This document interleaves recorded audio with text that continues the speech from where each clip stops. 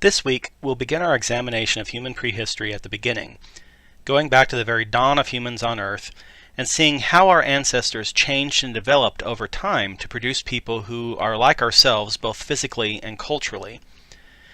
Obviously, entire courses are devoted to the topic of human evolution, so to fit it all into one lecture, we won't be looking at any of this material in much detail. I'll focus on the main developments that led to modern humans and civilizations, not the myriad side branches and controversies that inevitably arise when one tries to understand events so deep in the past. To begin with, we need to understand where humans fit into the larger living world. One of the central lessons of physical anthropology is that humans exist as part of a biological continuum, an unbroken spectrum of living things, all of which share in common certain aspects of their biological natures. Humans are different from other living things, but not fundamentally unlike other living things. Modern life sciences study human beings with the same techniques and concepts they apply to other animals. Humans are categorized as mammals, and specifically as primates. The order Primates is the division of mammals that includes lemurs, lorises, tarsiers, New and Old World monkeys, and apes. Humans are, more specifically, a kind of ape, or primates without tails. Our closest living relatives include the African great apes, gorillas, chimpanzees, and bonobos. The idea that humans are apes, or that we are descended from apes, however, is often misunderstood. Since ape is an everyday English word used to refer to gorillas, chimps, and bonobos, among a few other species, many people conclude that humans must be descended from chimps, or worse, that we're just another kind of chimp. This is not at all what life scientists mean. Chimps are not our ancestors, but our cousins. Think of the term ape as similar to a surname. Some of your first cousins share your own surname because you and they share grandparents with that surname. Those grandparents may well be deceased, but it doesn't change the fact that they're your ancestor. Likewise, humans and chimps are both apes because both species are descended from a third, now extinct species that was also an ape. Of course, to continue the analogy, you have ancestors that are not your first cousin's ancestors. Your parents are your ancestors, but not the ancestors of your first cousins. There are two branches of the family tree coming from your grandparent, one that leads to you, and one that leads to your first cousin. Likewise, there are species that exist as ancestors of humans that are not ancestors of chimps. They come after the last common ancestor between humans and chimps and are now extinct. Similarly, there are species ancestral to chimps that are not ancestral to humans, like your aunt or uncle, the parent of your first cousin. Primates first appear in the fossil record about 67 million years ago, and they spread and diversified quickly. Later, apes appeared and spread throughout much of the Old World. By 7 million years ago, the apes living in Africa had evolved into three distinct lineages, one whose descendants later evolved into gorillas, one whose descendants later evolved into both chimps and bonobos, and one whose descendants became humans. It's this third lineage, of course, that concerns us. Any species that is found on this branch of the family tree is called a hominin. More technically, hominins are those species who share a common ancestor with modern humans that is more recent than the last common ancestor between humans and chimps. Of course, hominins may also be direct lineal ancestors of modern humans, and these are the ones we'll be looking at most closely. As your assigned reading explains, this category of species used to be called hominid, but that term has now been reassigned to encompass all of the great apes for a variety of rather technical reasons. Most science texts written in the last 15 to 20 years will use the term hominin, but you may still occasionally encounter the older terminology. Skupin, the author of this particular chapter, is rather unusual in continuing to use the older terminology. What makes a species a hominin? Obviously, according to the definition above, where it falls in the evolutionary tree, but how do we identify a particular fossil as falling on that branch of the tree? The primary defining feature of all hominins is bipedalism, walking on 2 feet. Note, however, that there are plenty of other bipedal animals, birds, their dinosaur ancestors, even kangaroos. So the real criterion is a bipedal ape. If the species is an upright walking ape, then it is a hominin and part of our particular evolutionary lineage. No other apes or primates practice bipedalism. So if this adaptation is so unusual, why might our hominin ancestors have evolved it? The most widely accepted theory is that bipedalism leaves the hands free for carrying tools. That probably really helped our ancestors to become more and more effective tool users. Of course, bipedalism may have evolved well before our ancestors were reliant on tools, so this is still speculative. Whatever the case, we know that by about 4.4 million years ago, our ancestors were bipedal when on the ground, though they still spent much time in the trees. We know this primarily from one of the most spectacular fossil discoveries ever, Ardi. Ardi is the colloquial name of Ardipithecus ramidus, an amazingly well-preserved hominin fossil dating to about 4.4 million years ago. The shape and structure of Ardi's skeleton tells us that by then our ancestors were quite efficient bipeds, but still spending a lot of time in trees, like other primates. While Ardi has a pelvis shaped to support a vertical spine, she still has divergent big toes on grasping feet, which are good for climbing. In terms of size and appearance, to the untrained eye, Ardi would probably look a lot like a chimp with better posture. Sometime around 4 million years ago, Ardipithecus evolved into a new form of hominin, Australopithecus. The best known species of this category, and one that is probably directly ancestral to humans, is Australopithecus afarensis. The most spectacular fossil of Afarensis, dating to 3.9 to 3 million years ago, is named Lucy because the Beatles' song Lucy in the Sky with Diamonds was playing in camp the night that the paleoanthropologists brought back the first fossils. She, like Ardi, is a remarkable find. She still looks quite primitive in many ways, like having a dental arch that is parallel, like chimps, rather than curved like us. Other characteristics, though, look quite modern. Her pelvis tells us that she was fully bipedal, as do the fossilized footprints at Laetoli, dating to 3.7 to 3.5 million years ago. These footprints, left by hominins walking across wet volcanic ash that later hardened like cement, are the first totally indisputable evidence that our ancestors were bipedal. Males of the species may have been about 5 feet tall, and females about 3 to 4 feet tall.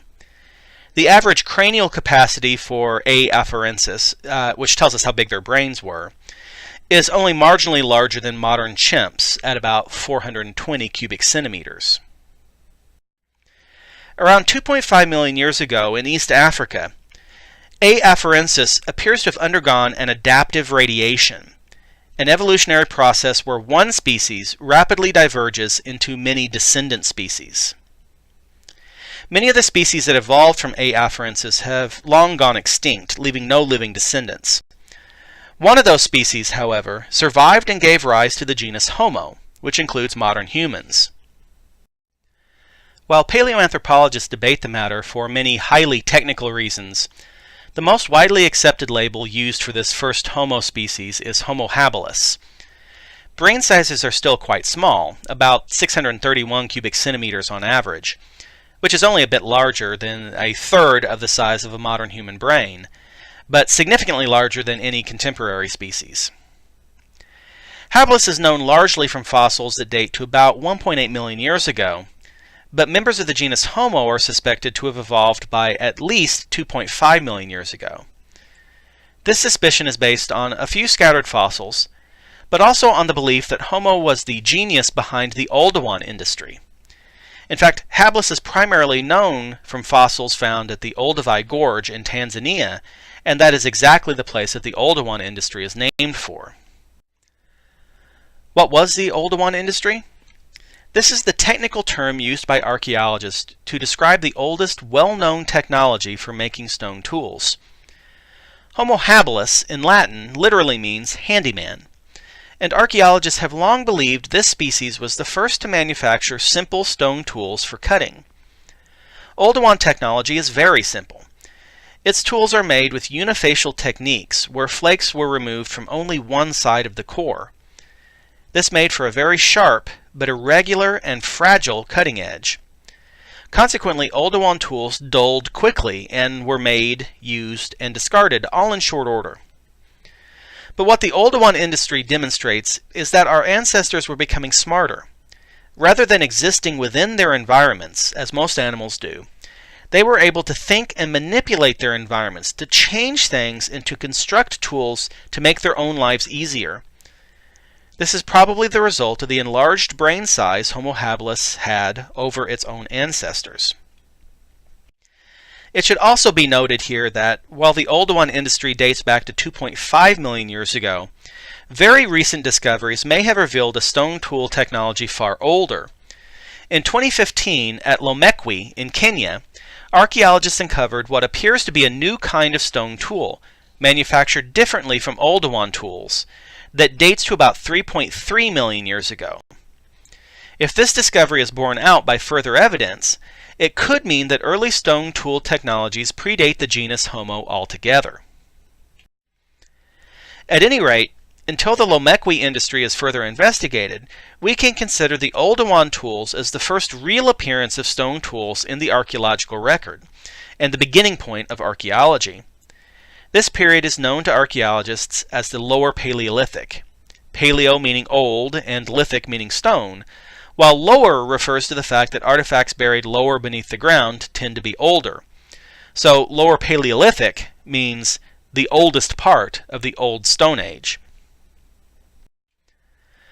Homo habilis lived in East Africa for most of a million years, alongside various other species of hominin descended from Australopithecus afarensis.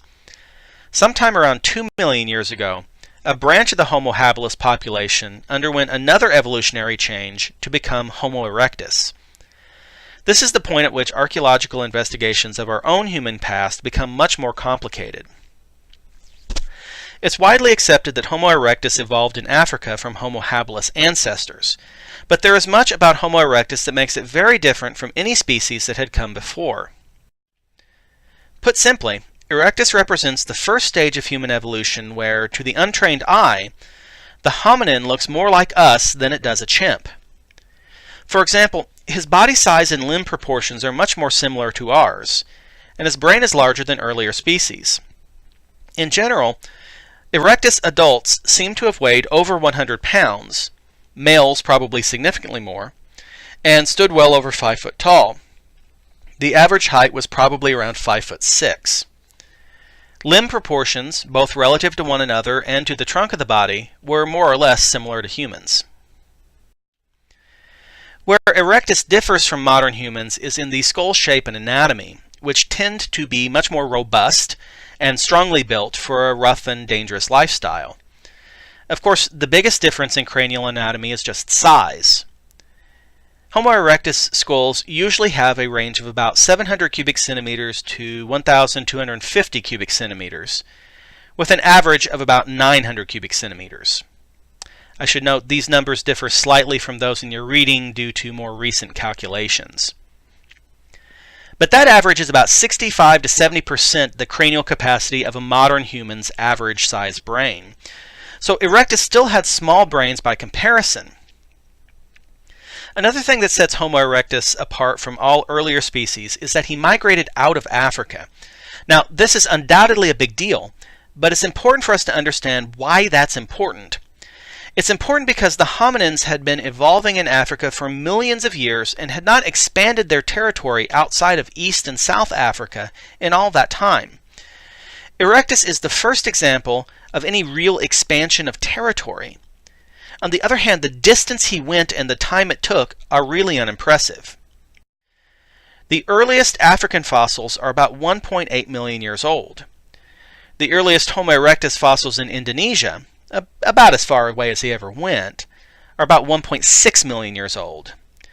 From our modern perspective, that's a difference of only 0.2, which seems very small and suggests the migration was extremely fast.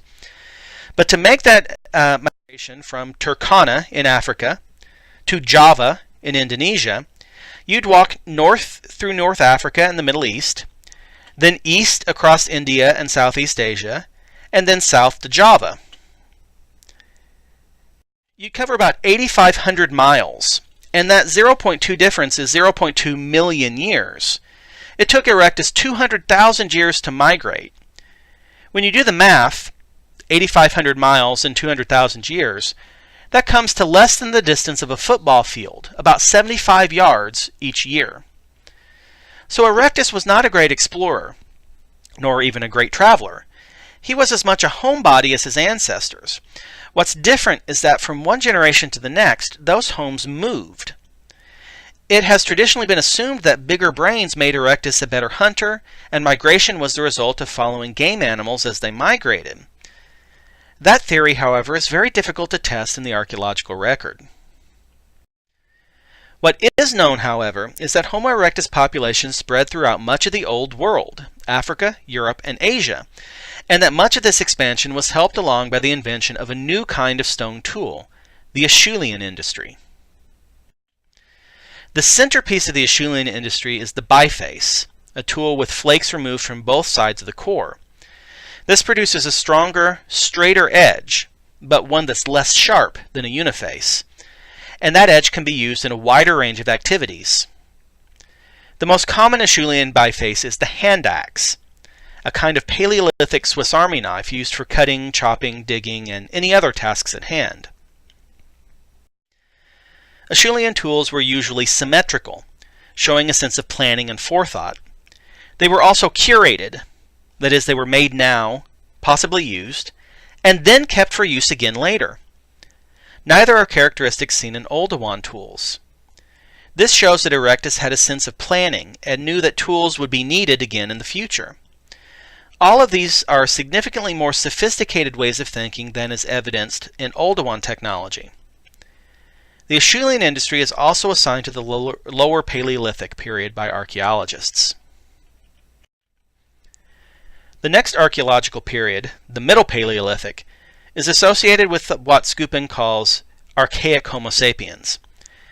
This is another somewhat outdated term that many current anthropologists prefer not to use these days. Archaic Homo sapiens more properly refers to a set of populations that are descendants of Homo erectus, but not fully modern Homo sapiens. Some of these populations, such as Homo heidelbergensis, are usually referred today as separate species, and others, such as Homo sapiens neanderthalensis, are considered subspecies of our own species. The most well-known and important of these groups are the Neanderthals. Modern spellings do not include the H, which was never pronounced in any case.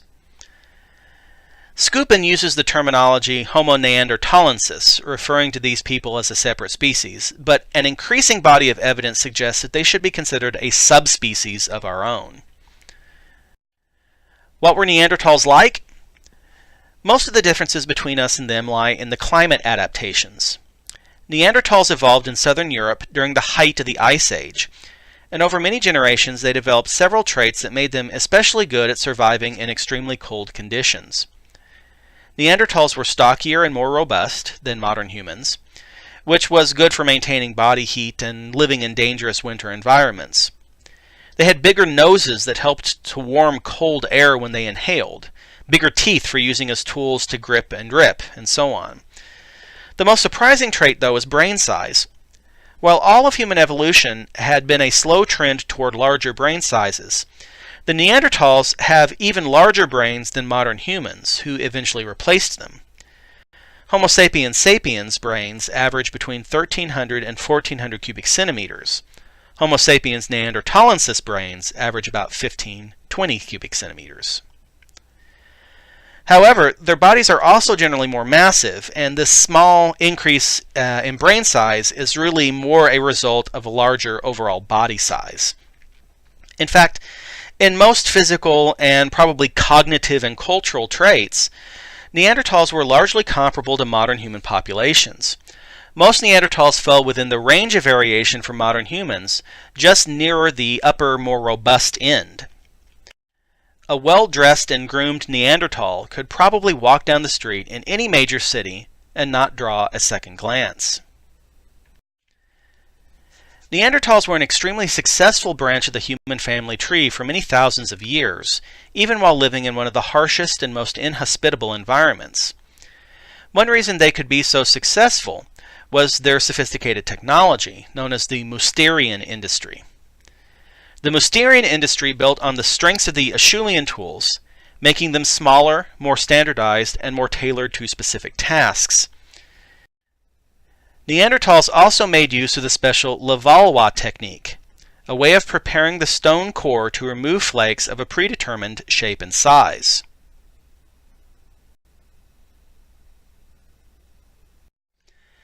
They used this technique to produce LEVALLOIS points, which they hafted to handles to make knives and spears. These were the first composite tools, tools made by combining pieces of different materials. Archaeological evidence tells us that Neanderthals were successful hunters, with relatively large but highly mobile populations organized as bands.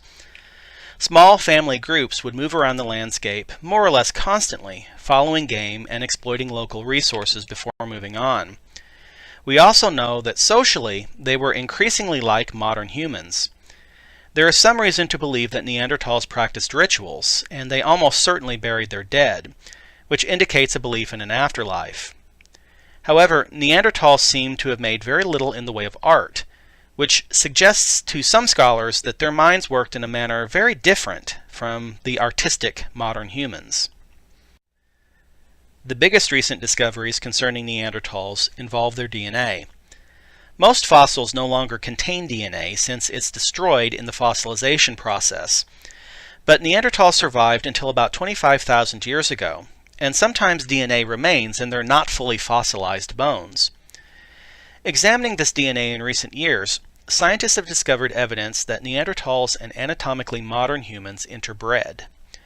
For those modern populations living outside of Africa, approximately 1 to 4% of modern human DNA is derived from Neanderthals. This means that modern human populations evolved first in Africa, then migrated out. Sometime very soon thereafter, they interbred with Neanderthals, and those hybridized children went on to settle throughout most of the world. This discovery really helps to settle one of the longest-standing debates in modern paleoanthropology, the origin and dispersal of anatomically modern humans, called Homo sapiens sapiens. There are three broad schools of thought concerning this issue. One, which your text calls the multiregional evolutionary model, is today associated primarily with Milford Wolpoff and his associates.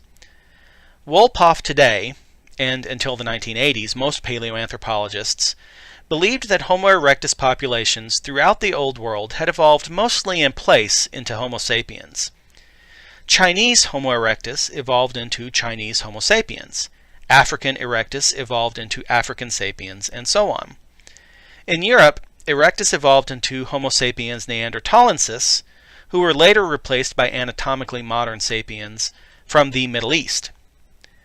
In all parts of the world, there was significant regional genetic continuity.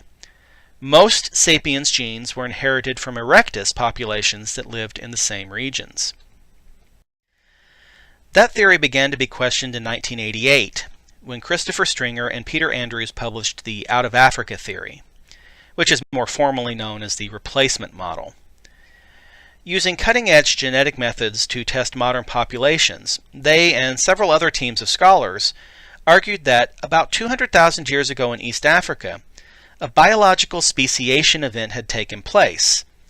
A population of hominins had diverged enough from other groups that it was no longer capable of interbreeding with those other groups. This new species was Homo sapiens.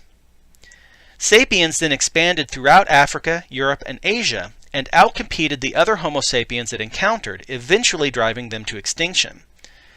Since the Homo sapiens could not interbreed with other hominins, all modern human DNA originated in Africa.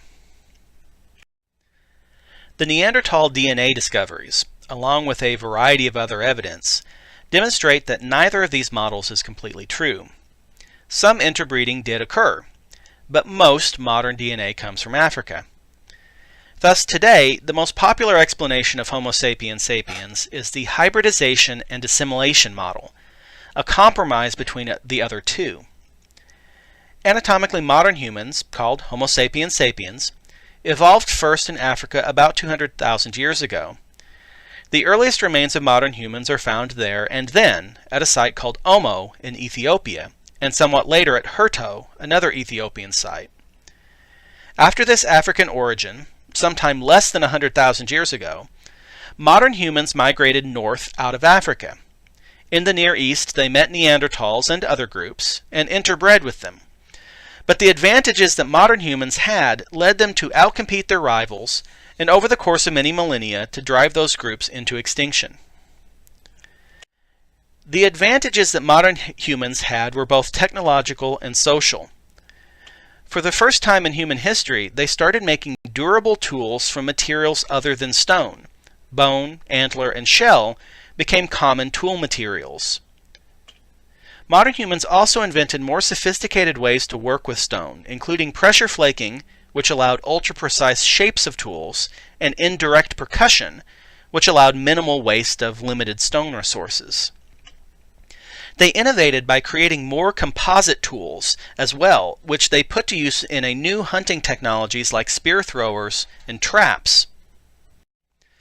This cultural period, from about 40,000 to 10,000 years ago, especially in Europe, is known as the Upper Paleolithic. More technological innovation happened in those 30,000 years than in the previous million combined, and this reflects the arrival of a modern human mind. Humans today are not significantly more intelligent or creative than our Upper Paleolithic ancestors. We've just had the time to learn more facts. This is especially clear when we consider the artistic output of the Upper Paleolithic.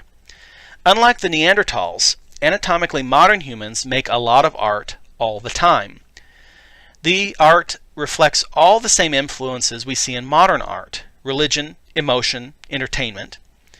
It occurs in many different contexts and is made with many different materials. It is in every way modern. The Upper Paleolithic ends about 10,000 years ago, about the same time that the Ice Age ended and global temperatures began to rise. Human populations around the world by then belonged to Homo sapiens sapiens, and all other hominins had gone extinct. More importantly, these human populations were not just biologically modern, but also behaviorally modern. They thought and acted just like we would in the same circumstances, but they still were not civilized in the sense that we discussed last week. Human populations at the end of the Ice Age were still organized as small, highly mobile bands of hunter-gatherers. They did not live in permanent settlements at all, let alone in cities, and their populations were much too small to warrant the kind of government typical of states. Over the next 6,000 years or so, that would change. In several parts of the world, these hunter-gatherer cultures would grow in size, settle down in sedentary villages, and eventually develop the agriculture capable of feeding large populations. In those places where these things happened, there eventually developed primary civilizations. Then those civilizations spread their influence to neighboring regions, creating secondary civilizations, and leading eventually to the world we live in today.